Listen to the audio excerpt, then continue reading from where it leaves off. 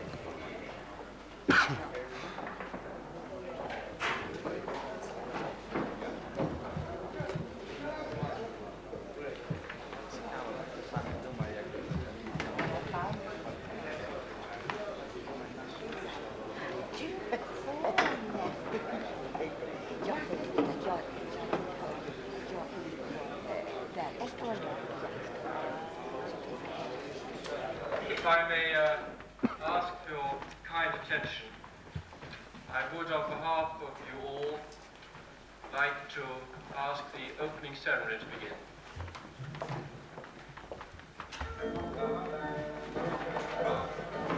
Fore, 5, 10, ліво, рух. Направо заходячи, ходом, руш.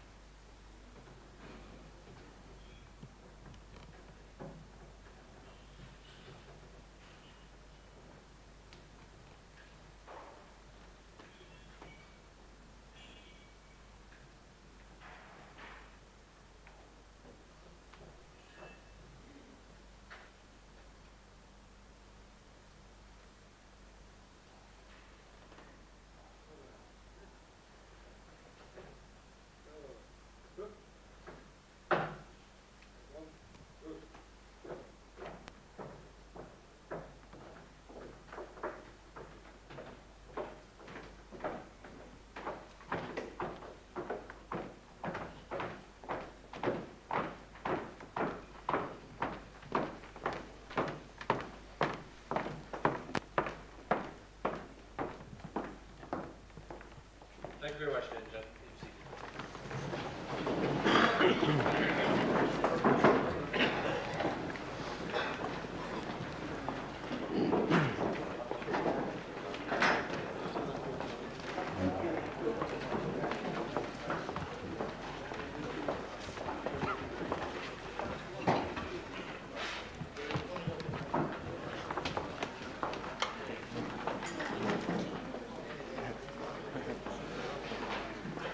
Well, ladies and gentlemen, it is a great pleasure and privilege to be able to open this joint conference of the ABN and EFC here in London, and on your behalf most cordially to welcome you on this very important occasion.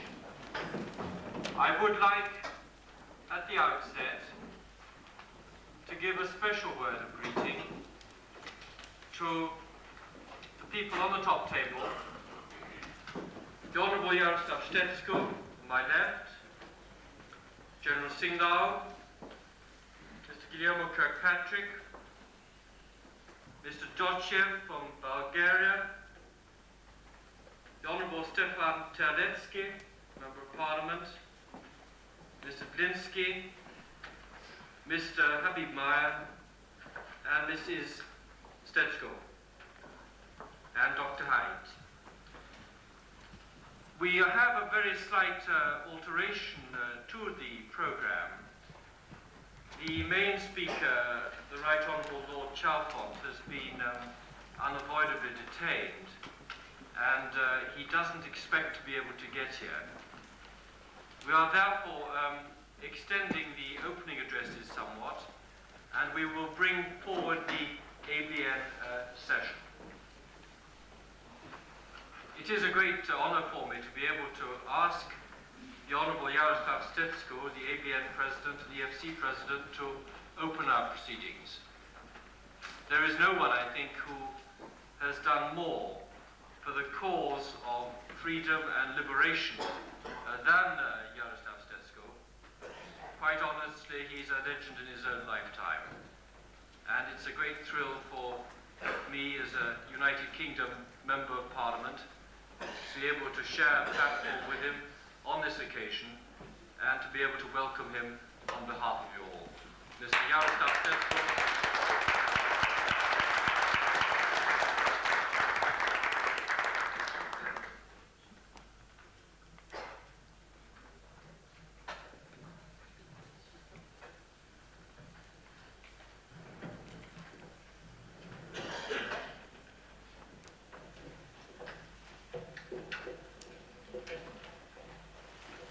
Mr. President, dear General Singlo, Honorary Presidium, my co-fighters, ladies and gentlemen.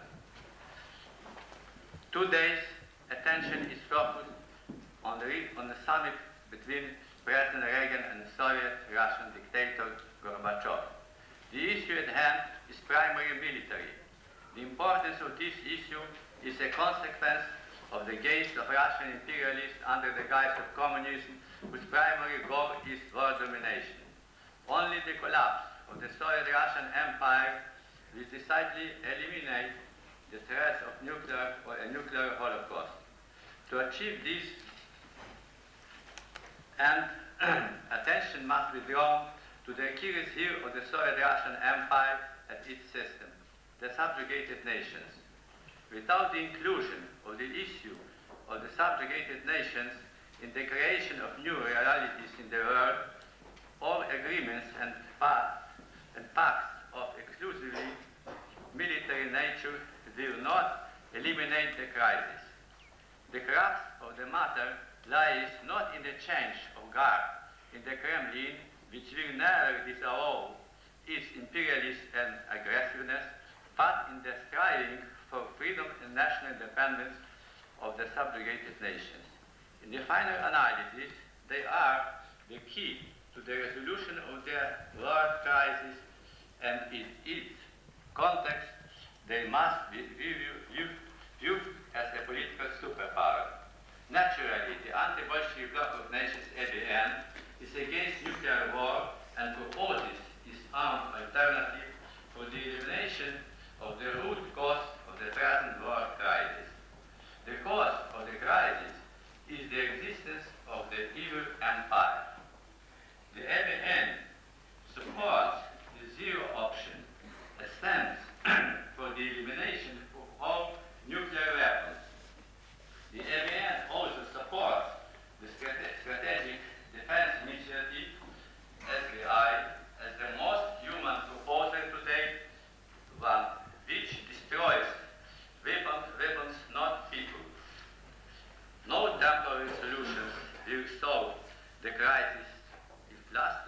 solutions are not faced on a parallel basis. The subject of this conference is precisely to establish a basis for that lasting solution which, in our view, is rooted in the invincible human quest for freedom and independence inherent in every man and nation on earth. The key is to find a way to release the explosive power of revolution among the subjugated nations, which in turn would bring down the Soviet Russian Empire, the prison of nations par excellence. This should be the subject for consideration and study not only at our forum, but for the entire free world. Many erroneous formulae, theses, assertions, and comparisons must be corrected because the enemy's disinformation, this new speed, has already infiltrated the ability of free man to perceive and speak the truth. For example, to place on the same ethical and political level both the United States and the USSR is to fall into the trap of the enemy's new speed. Both superpowers have been equally blamed for causing the current global crisis and for the threats of nuclear holocaust. The call for mutual so-called concessions created the impression that both superpowers harbor criminal schemes to rule over the nations of the world. A comparison on the part of the United States would mean the surrender to Russia of Afghanistan, even West Germany or some other free nation. This is why all steps in favor of concessions, compromises, retreats, and so on by the USA would be equivalent to giving up the defense of the freedom and independence of some nation not yet dominated by Soviet Russia. Moreover, to give up the defense of still free nations as those already oppressed is equivalent to, in the long run, to renouncing one's own freedom and independence. What is the reason then of this old conflict? What does Soviet Russia really seek? Moscow's goal is to hold on to the subjugated nations and to gain control over increasingly more countries until the global domination finally is complete. By now, the goal should be known to all, although there is a lack of effort to voice this fact loud and clear. The crux of the matter is that Moscow's object of conquest, the subjugated nations fighting to stay free, be recognized as a power potentially capable to breaking up the imperial structure of Soviet Russia. Negotiations between Moscow and the West have yet to address the issue of the enslavement of scores of nations and hundreds of millions of people as the main cause of the current world crisis. If activated to the highest possible level, the subjugated nations powerhouse can tilt the scales of history in favor of our freedom. This can be achieved through the strategy of psychological offensive, psychostrategy, on part of the West, designed to win over the hearts and minds of Soviet army personnel recruited from among the subjugated nations.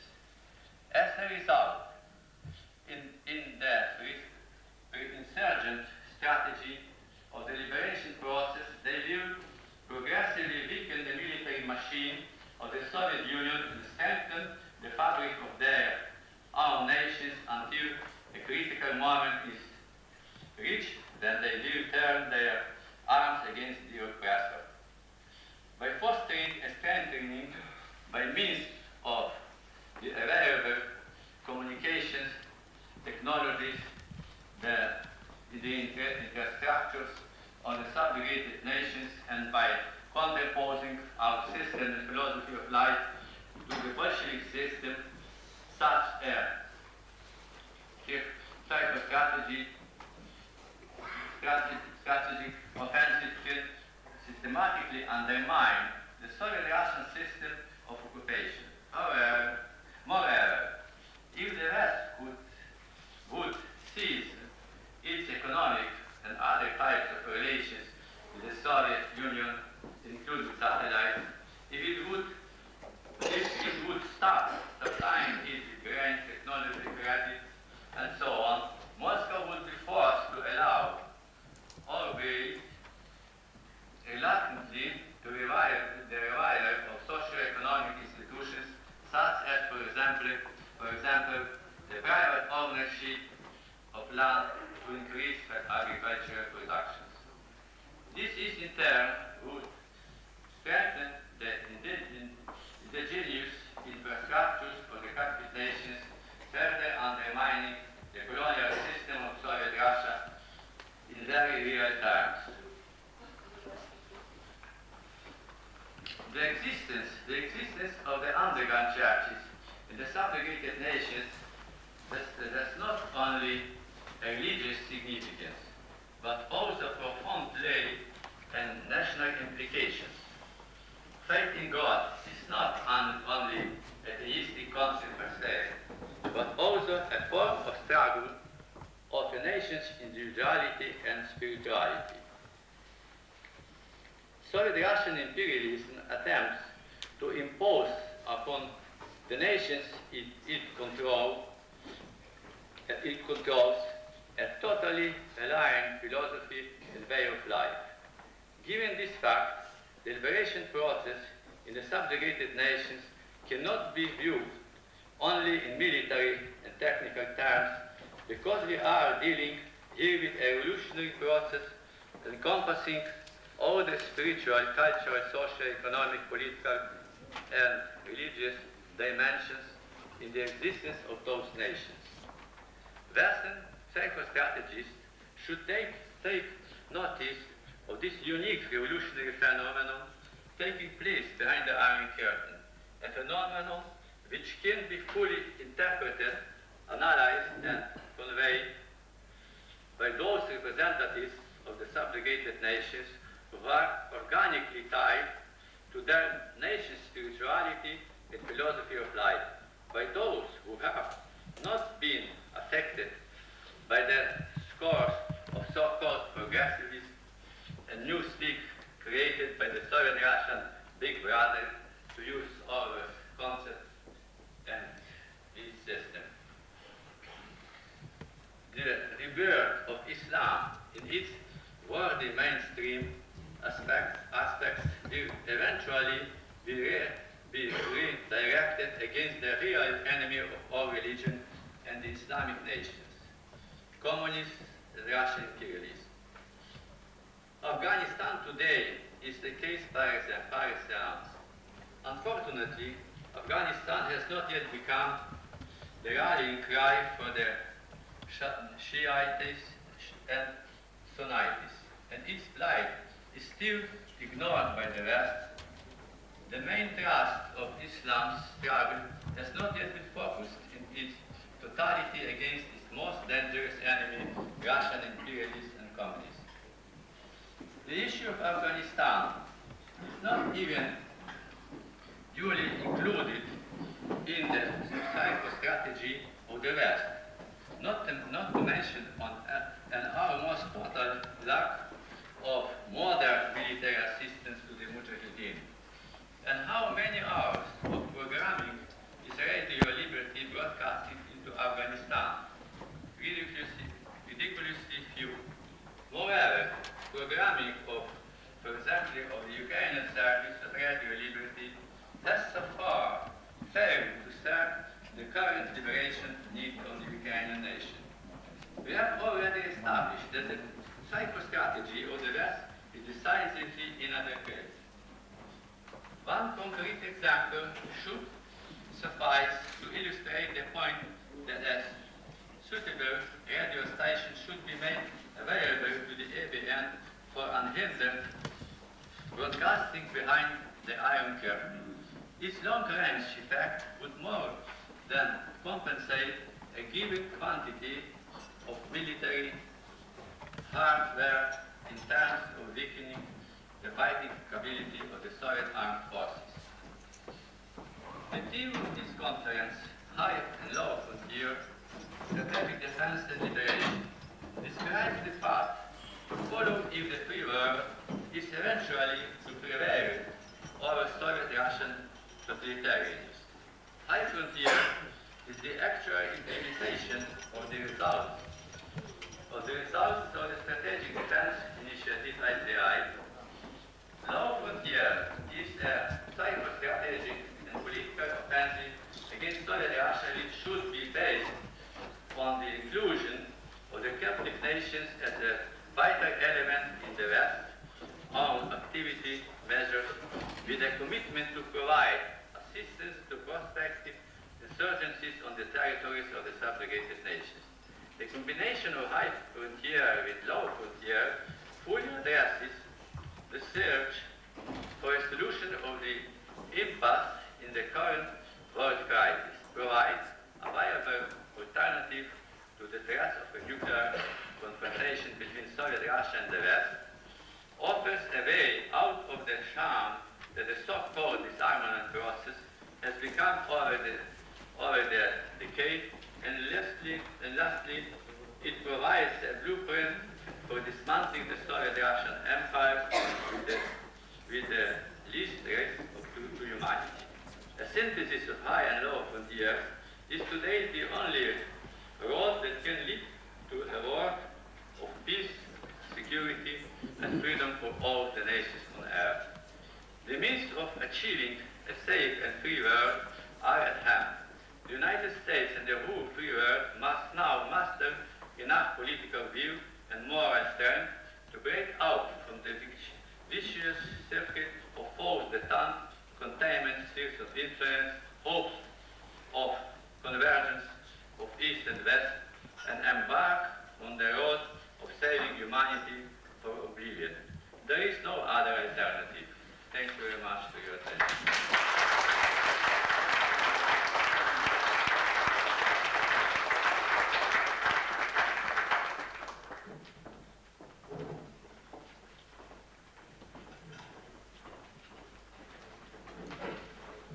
Well, Mr. Stetsko, thank you very much indeed for those inspiring remarks at the beginning of our conference. I think you've focused the issues very directly, and we look forward to your continued participation throughout these days. Before I make my own speech, I would like to convey the greetings of a number of colleagues from the House of Commons and others. First of all, Mr. John Watts, the Member of Parliament for Slough, who was present yesterday at our reception. Mrs. Edwina Curry has personally told me to convey her greetings to the conference. She regrets that a previous engagement prevents her from attending. Mr. Tom Normanton, Member of Parliament and Member of the European Parliament. To my deep regret, I find I have a number of commitments during the 21st and 24th which I cannot change. I hope you will continue to relate my strong support to your organisation and to wish you every success in pursuing your objectives. Mr. John Butterfield MP also sends his greetings and wishes the conference every success. Mr. Robin Squire MP, I trust that conference will have a fruitful outcome. I send my most sincere greetings, he writes, and good wishes to those participating, and congratulate them on highlighting so many important issues.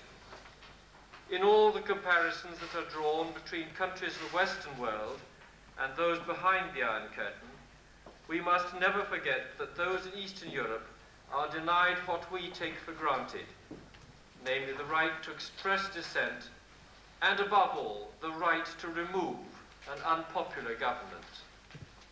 Pending the long-awaited establishment of such rights, it is clearly essential that we retain our vigilance and analyze our response to the Soviet Empire. My friend and colleague Winston Churchill, very many thanks for your letter of the 20th September inviting me on behalf of the EFC to be present at a conference in London on the 21st and 24th of November. I very much regret I'm unable to be with you as I'm in the United States that week. However, I should be obliged if you would convey my warm feelings of solidarity with the peoples of the nations of Eastern Europe and others, including Afghanistan, Nicaragua, and Cambodia, who have lost their freedom to Soviet oppression. Then from the Belarusian-American Union of New York, regretfully I will be unable to participate in the conference due to my professional duties. On behalf of the Belarusian-American Association, I avail myself the opportunity to extend greetings and best wishes to all the participants, and we hope that all members of the conference will successfully achieve its goals. We Belarusians join our forces with all subjugated and freedom-loving nations in the struggle for the liberation of our countries from Russian communist domination. And we join all those who intend and will preserve freedom of individuals and nations in the world. And lastly, Professor Magnino, health reasons prevent my participation. And then we have some others. Where are we? The patriarch himself has written here. The Cardinal Jaroslav Stetsko, eminent Mr. President, distinguished Presidium, eminent President Stetsko, I greet all of you who have gathered at this conference of nations subjugated by the Soviet Union, nations which are seeking and fighting for freedom. May your deliberations be guided by the Christian spirit of freedom and justice in Christ's truth, which is the only liberating force. And you will know the truth, and the truth will make you free. John chapter 8, verse 32.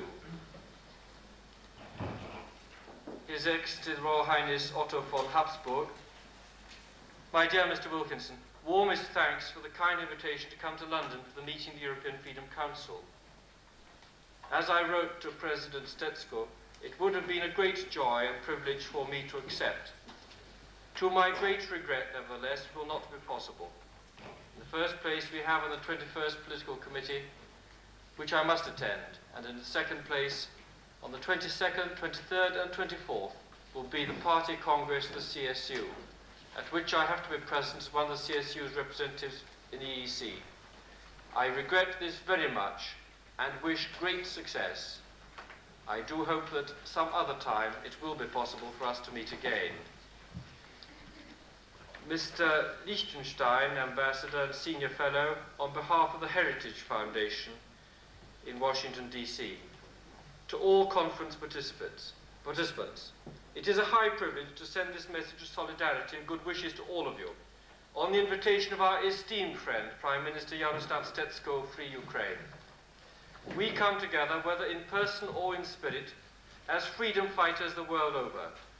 A single commitment inspires us all: to defend freedom where it exists, to advance freedom where it is denied. Both as an idea and as the most powerful force of our time, freedom is indivisible. Those of us who enjoy its blessings to the full dare not evade our broader responsibility. Wherever totalitarian oppression holds people in thrall, there is the enemy, and there must the battle be fought. The occasion of your conference provides an opportunity for our rededication. In common with tens of millions of my fellow Americans, I want you to know that we are with you, wholeheartedly and with inextinguishable ardor. May God bless our great cause. Congress of the United States of America, House of Representatives, Washington, D.C. Dear members of the European Freedom Council, It is an honor to be able to extend greetings to you as you meet in London to discuss the world's frontiers in defense and liberation. As we look back on 40 years of peace in Europe following the end of World War II, we are struck by how many have been denied the fruits of that peace. And yet we are also struck by the dauntless resiliency of the human spirit and the drive for freedom that lives in the hearts of those trapped behind the Iron Curtain. It is that same spirit that inspires the freedom fighters in many parts of the world. Places such as Afghanistan, Angola, and Mozambique, Nicaragua, Cambodia, and Laos. I believe that it is incumbent upon all free men and women to align ourselves with the forces of freedom, that all people may someday know the true peace of liberty. Finally, it is clear that freedom cannot expand if the free world stands vulnerable to Soviet intimidation. We must look first to our own defense and that of our allies in order to reach out to others. In that undertaking, the Strategic Defense Initiative proposed by President Reagan is a moral imperative. My compliments on the good work of your Council, and my best wishes for a successful conference. Jack Kemp, Member of Congress. This is from the Ukrainian Orthodox Catholic Church, and it is addressed to His Excellency Mr. Jaroslav Stetsko, President of the Anti-Bolshevik Bloc of Nations. Eminent Mr. President, I am grateful for your invitation to attend the ABN Bloc of Nations Conference, which will be held on November 21st, 24th, 1985. Unfortunately, I will be unable to attend the conference in person. Therefore, I extend to all the attendants my greetings. May God's blessing guide your work. With love in Christ, Archbishop Anatoly. This is from the Apostolic Exarchate for Ukrainians of the Byzantine Rite in Australia and New Zealand. To Mr. Jaroslav Stetsko, Prime Minister of Ukraine, President of the ABN. Sir, news of the coming conference, about which your letter of September 25th informed me, was pleasant reading, and were I younger and freer, I would gladly be present. As a member of a nation occupied by godless communists and deprived of elementary freedom, freedom to pray, I can only rejoice when I learn of conferences productive of greater understanding of the menace of atheistic communism. Knowing that the stooge Russian Orthodox Church is in my homeland, Ukraine, deliberately out to destroy the Ukrainian Catholic and Orthodox churches, and seeing Russian imperialism spreading like a plague in Africa, Afghanistan, Cambodia, etc., with all freedom-loving people, I rejoice that in the latter part of this month in London will be this conference about which you have told me. With all my heart I desire and most earnestly do I pray for the success of this conference. May the blessings of God be showered on all those present. While you thus commemorate the 40th anniversary of the termination of World War II and the last decade of the Helsinki Accords, may you especially be enlightened by Almighty God and enabled to make more and more aware of the menace of atheistic communism. May we all live to see the not too distant day when the world is truly free and when nations and free individuals are no longer jailed, tortured, or killed for desiring to be so. Yours most sincerely in the King of Peace, Bishop Ivan Prasko, Eparch for Ukrainians in Australia, New Zealand, and Oceania. Diocese of Stamford, Connecticut, United States of America.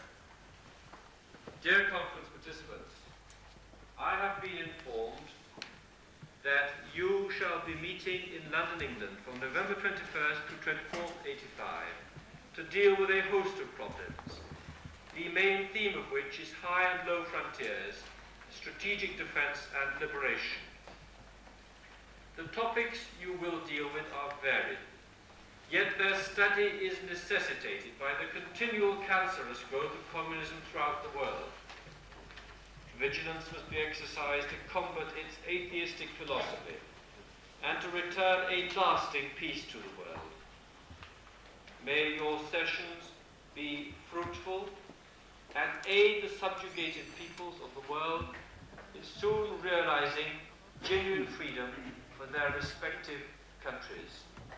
With every good wish, I remain sincerely yours. Basil, Bishop of Stafford.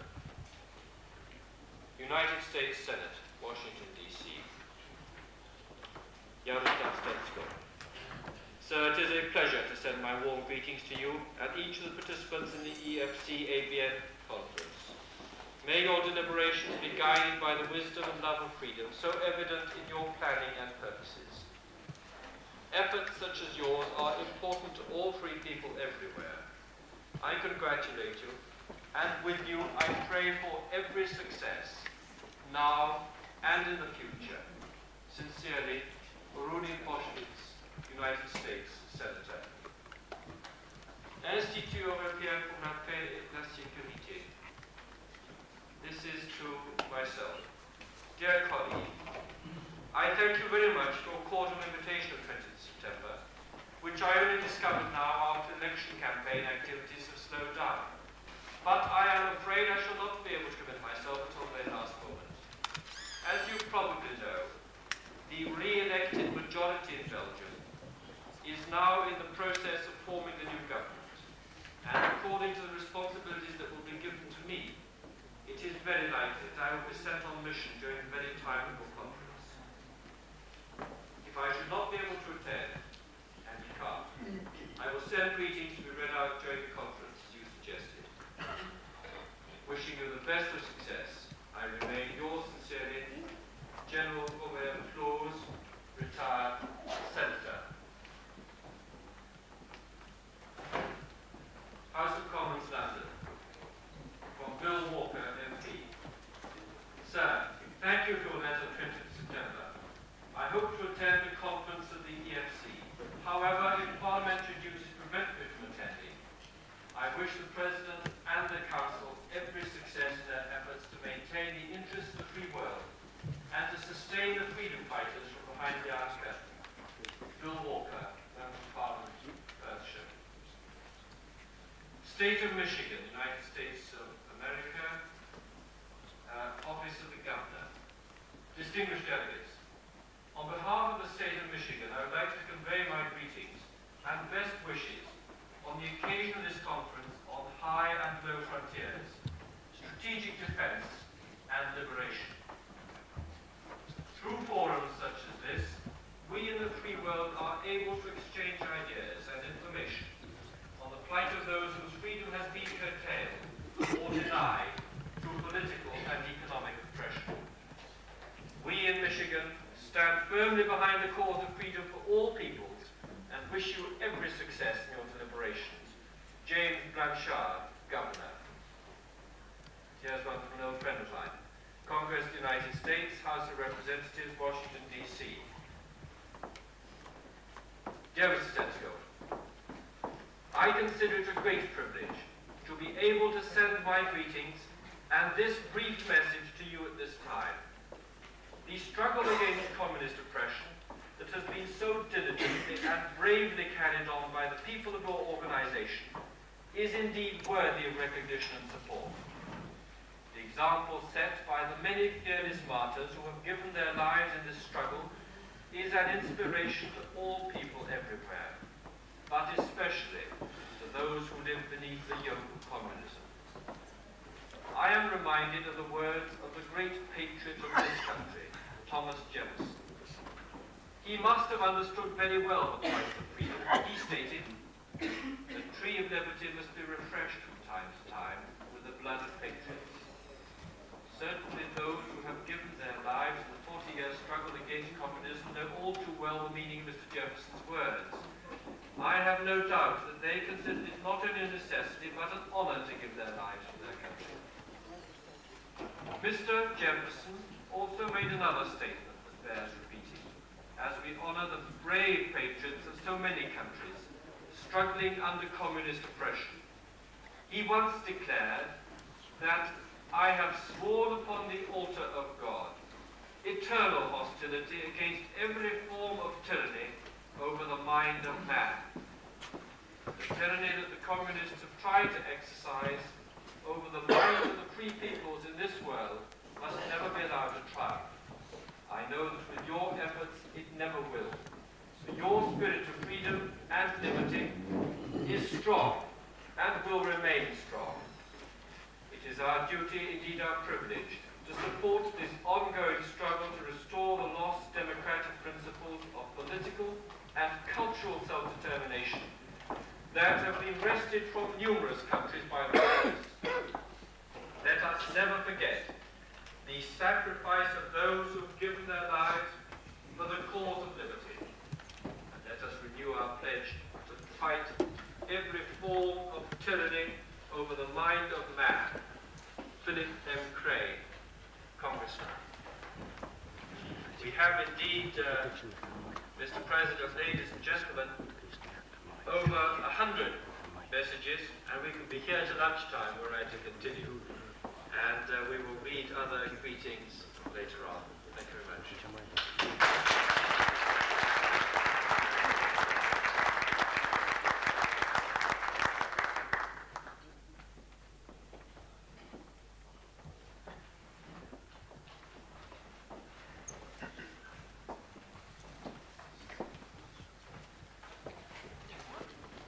Your Excellency, Jaroslav Stetsko, Madame Stetsko, fellow parliamentarians, Stefan Terdeschi and Guillermo Kirkpatrick, General Singnau, distinguished guests from all over the world, ladies and gentlemen.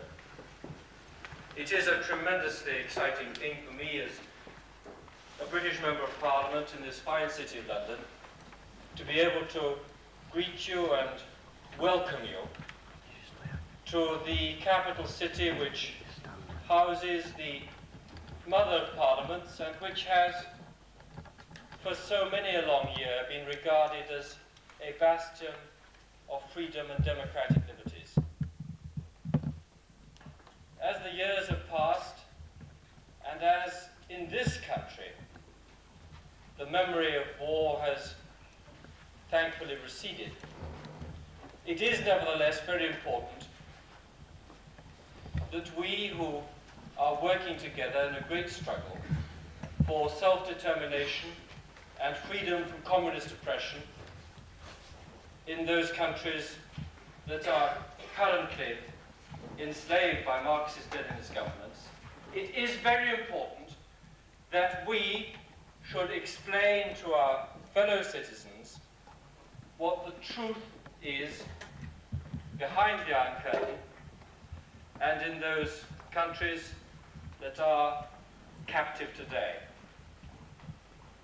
I often think that our greatest enemy is not just the threat that faces us, and we all know the dimensions, the awesome dimensions of the Soviet military machine. That is not, in a sense, the greatest threat, ladies and gentlemen. The greatest threat rests right here, in this country, maybe even in some parts of the United States. I hate to suggest it, but maybe even there too. The threat of complacency and taking things for granted, assuming because our life here in these privileged Western democracies is relatively comfortable and peaceful, secure and prosperous, that must necessarily continue, and that it is perhaps even our right to continue to enjoy a high standard of living and ease and material prosperity. But history teaches us very differently. In the life of nations, as in personal life, when all is seemingly well, fate is always round the corner with a sandbag. So you have always to be vigilant. You have always to assume the worst. And I am glad that our alliance of free countries, the North Atlantic Community, the NATO alliance, has sustained the President and the administration of the United States in the preparation of the summit conference, which has just concluded at Geneva. There has been, because it would be no good for us to deter war and ensure that a nuclear holocaust never came. Maybe preserve Western Europe from the horrors of conventional attack or nuclear blitzkrieg.